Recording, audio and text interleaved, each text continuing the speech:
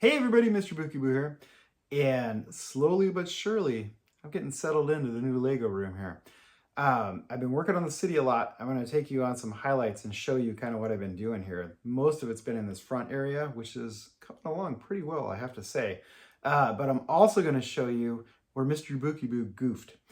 Yeah, I goofed up when I was initially laying out the city, and I didn't quite make the platforms tall enough. And as a result, I was having issues leveling out with my, the platforms have the self-leveling feet. I was having some issues getting that all squared away. But I think I figured it out. And I think actually it's going to end up being better because I also, along the way, figured out a better way to use those new road plates. You know, we have the new roads, the old roads. There's a whole bunch of, people are going back and forth. I hate the new roads. I love the old roads. I hate the old roads. I love the new roads. There's a lot of controversy about that. I think I found a better way for me to use these new roads because I really do like the new roads because it saves a lot of space. And for people with limited space like me, the new roads are really a helpful asset and a helpful tool that we have now that we can use when we build our cities. So I'm going to show you that as well. I'm also going to show you how I figured out how to raise up the modulars to get them to the right height to work with the new roads as well. So we got a bunch of cool stuff. Let's take a closer look. Okay, so the very first thing we're going to talk about is this front area right here. Now, this is the first thing you see when you walk into the Lego room. It's the first thing you see of the layout. It's the first of everything. So I really wanted this area to pop. I wanted a lot of detail, lots of plants, the water, just everything in this area. I wanted it to be super detailed. And I think I'm almost there. I'm probably going to add a few more things here and there. Maybe some minifigures. You know, I could have some guys fishing, could have a few other little bits and pieces. I don't know if you guys have ideas, let me know in the comments. If you think of anyone that can add some minifigures, more details that I'm missing. But basically what we have is the waterfalls, which this one's mostly complete. I have one over here, which we'll highlight in just a moment. That's also almost complete now. And then they both kind of cascade down into this little meandering creek, which then kind of flows out and underneath the two small railroad bridges right here. And then it ends up off the edge of the table, which would be cool if I did a waterfall someday, but for now we're just gonna leave that as is, right? Never say never though, you never know. But basically, yeah, so this is just kind of a nice landscaped scenic area. It's detailed, but it's not, the visual interest, it's like kind of frames the city is how I'm kind of looking at it. So the track, the scenery frames the city, which is going to be all back in here. I added some of the classic MrBookieboo style retaining walls that I've used pretty much forever since I've elevated my city. So those, I just incorporated a few of those in the front here just to kind of tie everything together because I really like that design element. And then beyond that, what I'm starting to do is I'm starting to lay out the area in front here. So you'll notice I have a little bit of a wider area than on the sides. And so I kind of want to do like a small, I don't know, like a marketplace or some type of just like a busy, active area where my minifigures can come and relax, look at the river, the waterfalls, and just enjoy this space over here. So that's kind of what we're doing in the front here. And that's, again, where I've been spending most of my time since I moved in, is kind of getting this set because MrBookieboo still doesn't have his shutters back here. Yeah, they're still on order. We're waiting. It should be any week now. My guess is it might be another 2 to 3 weeks, which I hope it's not. I'm hoping I get a call any day now that says, hey, the shutters are here. But in the meantime, I haven't been able to do much in the back here, and I haven't been able to put the remaining tables back there because I need to leave a space for the guys to work when they get in here. So I've been kind of reluctant and hesitant to do too much in the city, especially in the back area, until that gets squared away. So in the meantime, this has been the focus right here. Now, one thing that I realized, which we're going to get to in just a moment, is that the city actually, I goofed when I built this. I was so focused on these retaining walls as they were and the platforms that I didn't realize I wasn't giving myself enough height in order to get everything situated the way I wanted to. And I'm actually going to show you in detail right now. So we're going to scoot around to the other side of the layout where things are going to start to become a little more clear as to what the heck I'm talking about. So these are the wood platforms that I use underneath here. Initially, and you can actually see it right here, you can see how this is already, because I've actually raised these up. I had these about a brick lower. I don't know why I did that, But the problem was actually with my feet, which you can kind of see one right here. So I actually have these self-leveling feet under here. Well, the problem was with having this platform be one brick lower, and this is actually how it was in my old layout in the old house, which I'd never even realized it, is that the feet were bottomed out. I couldn't really adjust them. The only way I could go was up slightly, and the tolerances for leveling this were so tight and so minimal that I was really hamstringing myself by making the city so low. So what I've done is I've actually raised the platforms up, like I say, one brick high, and you can see the difference over here. So if I get over to these two retaining walls, you'll see the one on the right here. This is the new revised version, and basically the difference is right here where I've added a brick instead of a plate. And so that raises it just, actually it's not quite, okay, I lied. It's not a brick high, it's like 2 plates high. I'm realizing that right now. Is it? Yeah, it's 2, okay. But anyways, you can see that just that slight difference gives me 2 plates worth of maneuvering space underneath the layout with the wooden platforms. Where that's going to be really critical is on this table, because this table is the one that has the sag. Actually, they all have sags, because I've discovered that the IKEA Lindman tabletops will sag over time. Yes. So these aren't as pronounced here, but this one, when I put this one in the room and I put the platform on it, I realized that it is really bad. And when I say really bad, it's like about like 1/8 to 2/8 of an inch off in the middle versus the end. So I really need this adjustment. I really need to be able to adjust these feet and fine tune these, because this leg, there's, you know, all these different legs, I'm going to have to really tweak it to get the top level, accounting for the sag. So doing that meant I had to rip up all the roads. Now, if you remember, we can look over here. This was the old bridge that I had. Oop, I got a couple things stacked underneath there. So this was the old bridge. These were the old road plates that I had. Now, my original design method with the new road plates, with the old version of the new road plates that I was using, was I actually had the modulars sitting on top of 2 plates, and you can see that right here. If I kind of get on the angle, you can kind of see that. So that's how these were, the modulars, and actually these are actually still sitting right now on top of 2 plates. So that method seemed to work okay. The problem though was it's not quite the right height to connect these things, and it wasn't quite the right height to connect the roads here. So I ran into some issues, and where that was really apparent was over here. Because this, again, the modular is sitting on top of a plate, but I was actually, you can kind of see there's a lot of flex in here, because I don't want to put these other plates, the plates underneath, the supporting plates underneath, right up to the plates here, because then I lose some flexibility, and this actually raises it higher and the tiles wouldn't tile in. So this was causing all kinds of issues for me. So what I did instead is over here, and you can kind of see it. So what I've done is I've actually squared these up. So now they are actually, instead of 16 wide, they're 20 wide. And the other issue I had with the roads is that when I designed them, I wasn't taking into consideration the spacing. And so actually, like, you see how this is exactly lined up? So these pieces, if this is a 16 wide piece, this is 8, that's 8, but it lines up with the base plates on the modular. I did not take that into consideration earlier in my earlier design.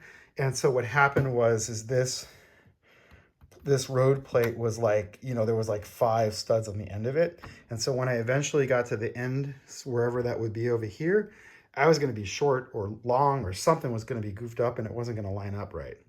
Or I was going to have to do some kind of funky math to get things to line up. So I corrected that problem. That was just an oversight as I was rushing through it. And where I compensated for that is over here in the intersection. So what I've done here is I've actually added, there's actually inside here, there's a 2x16 plate that runs right here. There's a 2x16 plate here. And there's another one which you can actually see right here.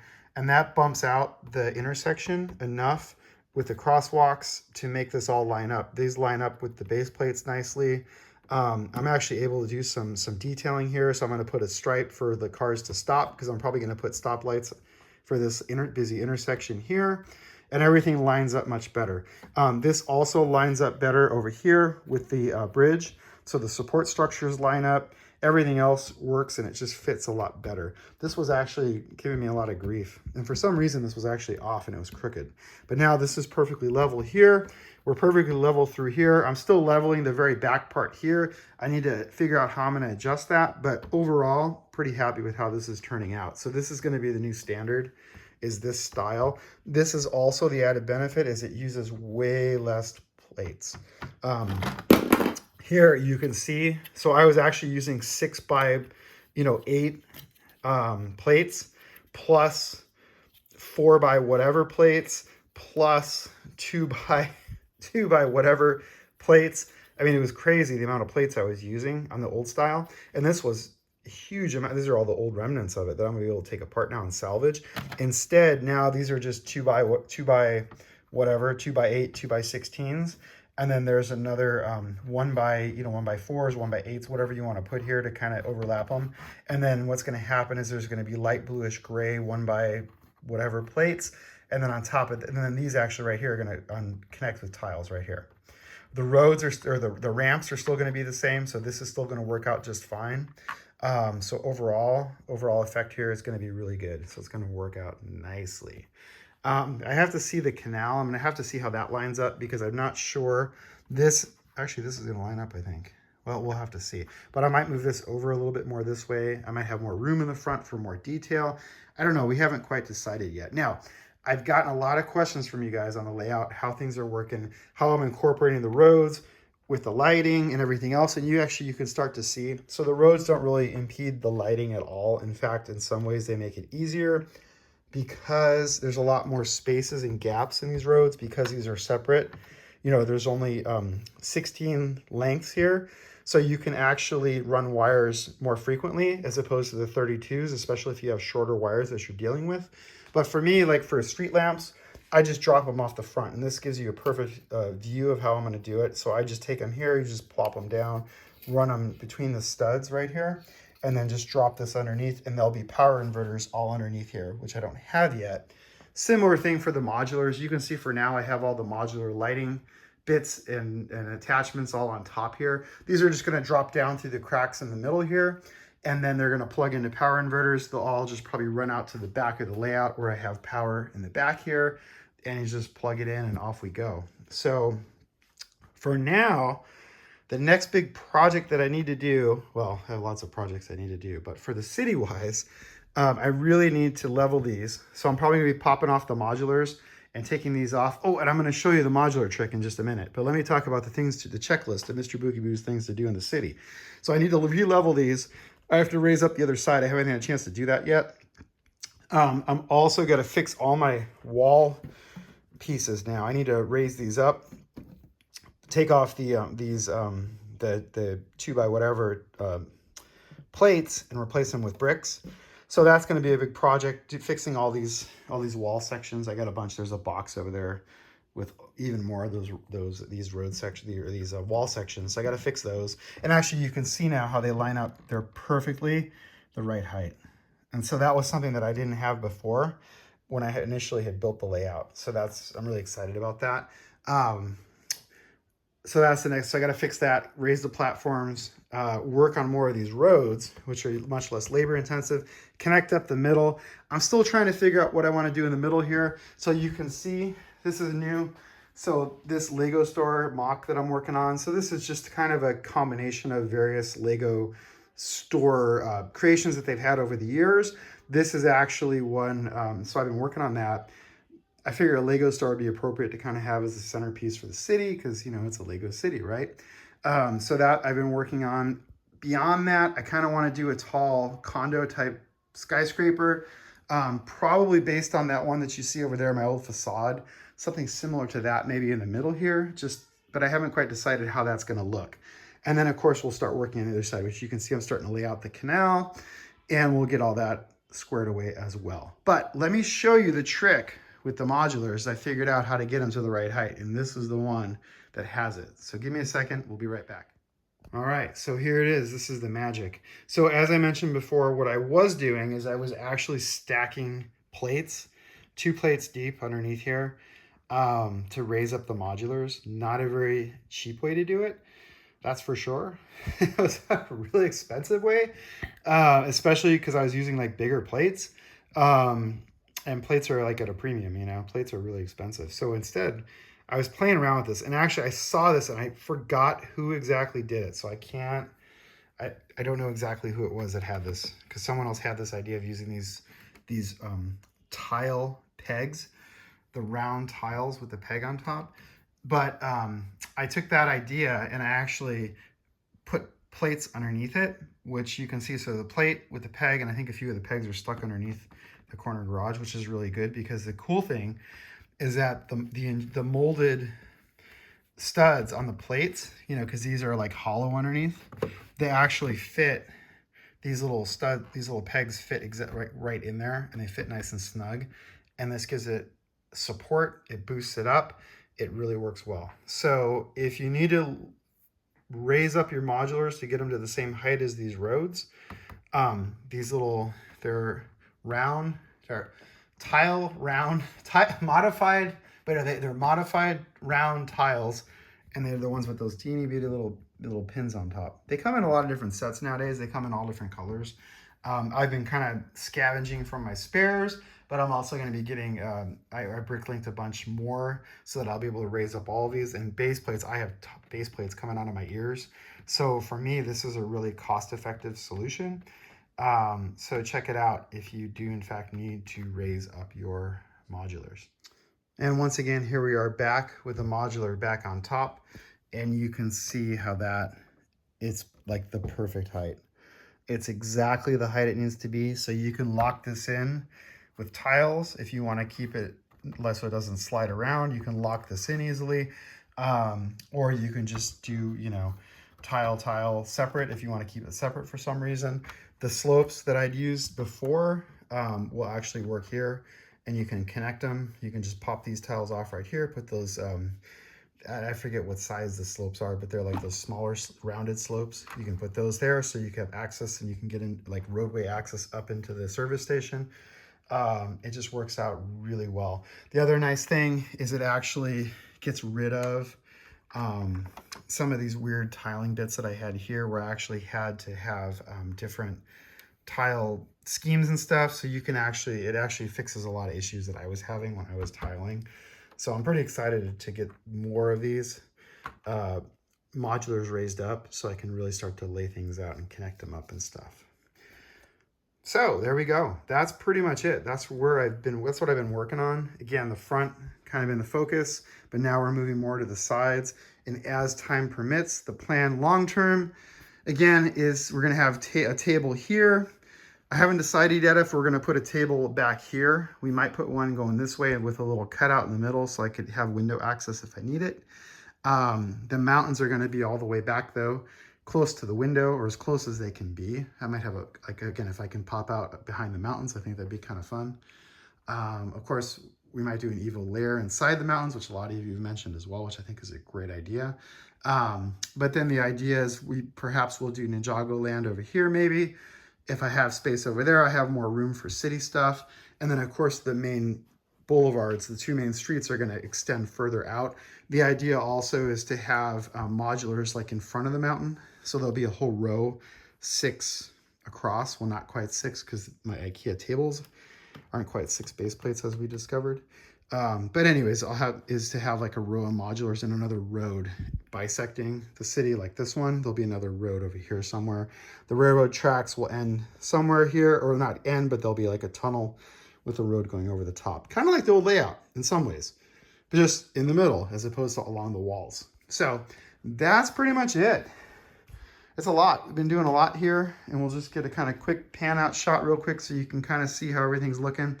It's getting there, slowly but surely. And there's the rest of the modulars precariously placed along the floor here for now. Hopefully we'll get those up here soon. And hopefully, once I get the shutters, we'll see some huge progress in the room, because I'll really be able to start working in here, getting things set up and getting things squared away the way I like. So thanks again for watching. Thanks for all the encouragement, all the comments, the feedback, the ideas. You guys are awesome. You guys are what makes this hobby so much fun, is interacting with all of you. So I really appreciate that. And make sure you're subscribed and make sure you check back because we'll be back real soon with some more updates. All right, take care.